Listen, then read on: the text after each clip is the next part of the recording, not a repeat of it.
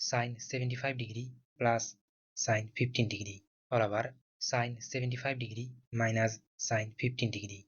এই ধরনের ত্রিকোণমিতিক রাশির মান কিভাবে নির্ণয় করতে হয় সেটাই এই ভিডিওতে আমরা দেখব। লক্ষ্য করো 75 প্লাস 15 ইকুয়ালস টু 90। সুতরাং sin75 ডিগ্রিকে আমরা cos 15 ডিগ্রি হিসেবে লিখতে পারি। যেহেতু এখানে শুধু সাইন এবং কোসাইন আছে তাই এটাকে আমরা tan a প্লাস b এর ফর্মুলায় নিয়ে আসতে পারব। লব ও হরকে cos 15 ডিগ্রি দিয়ে ভাগ করে পাই 1 plus tan 15 degree all over 1 minus tan 15 degree. যেহেতু tan 45 ডিগ্রি ইকুয়ালস টু 1 তাই এটাকে আমরা tan 45 degree plus tan 15 degree all over 1 minus tan 45 degree Times tan 15 degree আকারে লিখতে পারি, which is equals to tan 60 degree equals to square root of 3।